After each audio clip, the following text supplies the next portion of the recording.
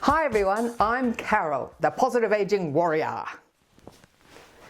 Healthy aging or active aging means making choices that help you maintain your independence for longer. Did you know that by the time you get to 80, your health and quality of life is almost entirely determined by your lifestyle choices? So congratulations on watching our show today. Welcome to Over 50, So What? We're about helping you with those lifestyle choices and finding ways to have fun as we age. Moving is one of those lifestyle choices. Please join in with the fun 5-minute fitness session after the break. No equipment needed. Today we meet Sue from Flourish After 50 and discuss ways to keep a positive mindset as we head into retirement. Later, we have Italian fun with 300 seniors at the Fresca Azzurra Club. It's time to flourish. Let's go.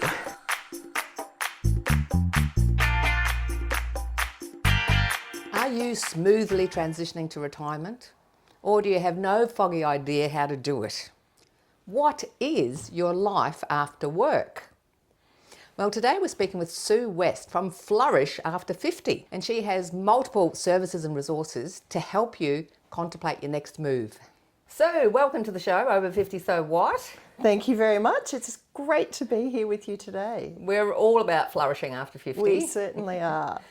How did you come up with this Flourish After 50? How did you get into it? For me, I was going through a really significant change, like many people during the COVID times, and I had been working in a very, what I think of as a head career, so a career that was academically based, where I was using my big brain to solve big social problems, and I decided that for the last 10 years of my career I wanted to do something radically different. And that's where I got into doing coaching and small group work, and at the time I could see there were a lot of people my age and older who were also going through major changes in their lives, and I thought I can use my skills to help those people. So what do you think are the major challenges people face in this transition to retirement? Well, what we know about transitions generally in our lives are that they're made up out of 3 phases. So there's the ending of something, there's the beginning of something new, and in between there's this messy middle of leaving one thing and starting another. And that's really what's going on at the time of retirement. We're leaving a career and we're moving into another phase of our lives, and it requires us not just to deal with the ending, but discover the beginning. How far in advance should people start planning for that transition? I say 5 years. And ultimately, we are all encouraged to think about our financial futures from a very young age, and we have superannuation and financial advisors that help with that aspect of our retirement. But we also need to think about what sort of life we want to live once we are retired. So what are some of the things people should be doing 5 years ahead? Well, I think in particular, because work provides a lot of structure to our day and our week and our month and our year, and it also provides for the sort of social context that we have every day, and it provides for the sense of purpose and meaning to our lives. Then focusing on those 3 aspects, what am I going to do with my time?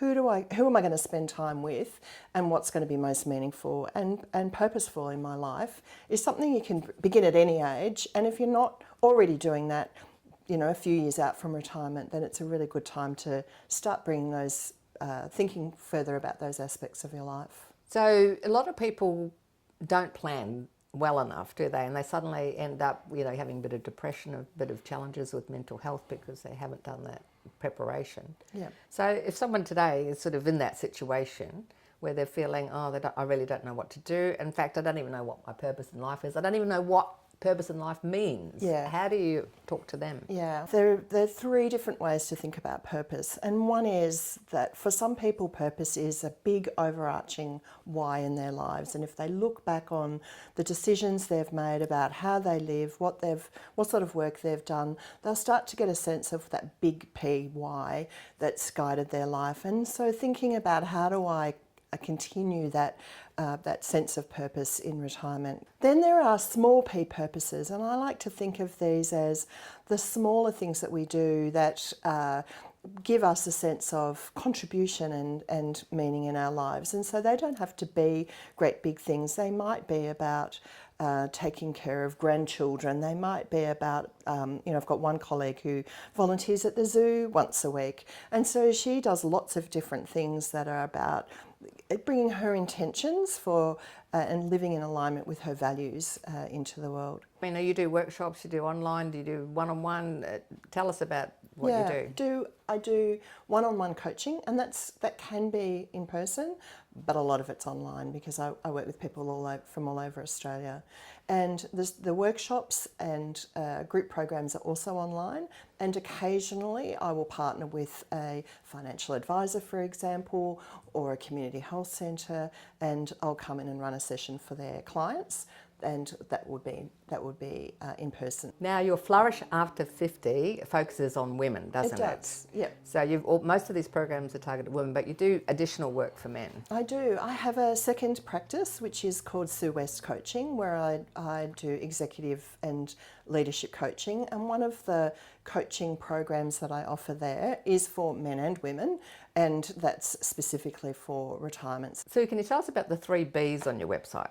Yes, so they are being, becoming, and belonging. And these 3 aspects are really critical to the sort of reinvention that happens in life after 50. So the being is being with ourselves, all of the wisdom and experience that we've amassed across our lives, and knowing that that's true and real for us and being really solid in that. The becoming is the continual evolution of ourselves, the finding of new aspects of ourselves, the trying new things, the changes that we're experiencing in our lives, embracing those and becoming something more than we are today.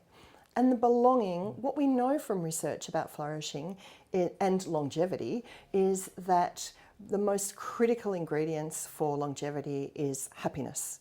And if we look below that, one of the most critical ingredients for happiness is our sense of social connection.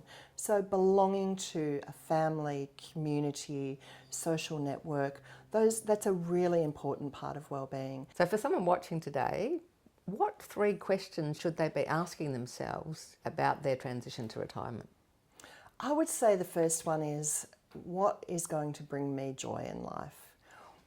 How am I going to spend my time? This is your opportunity to do whatever it is that you want to do. And it's a bit of a paradox because we reach this point where all the options are open, and yet it can be really difficult to decide what's for me. But thinking about what's on your joy list. Secondly, it's really important to consider who are the people in your boat? Who are the friends, family, neighbours? Where can you get support from in a time of change, but also who can you hang out with? The third is really thinking about your mindset as you approach a time of change. What are the ideas that you're carrying around with yourself about retirement, and how can you challenge those and create a more positive mindset? If I think back to my teenage years when my father retired, he said things like, you retire and then you die. Which of course wasn't true then, and it's not true. He lived another 20 years after he retired. But that's at one end of the extreme. But lots of us carry around ideas about retirement and kind of ageist ideas as well, about I'm too old for this. This is not going to be a good experience for me. We need to mind our mindset notice those negative thoughts, and think about positive reframes as we start to make some really significant changes in our life. All right, so we'll all go to Flourish After 50 and we'll all be flourishing and having lots of joy in our life. Excellent. Thanks so much, Sue. Thank you.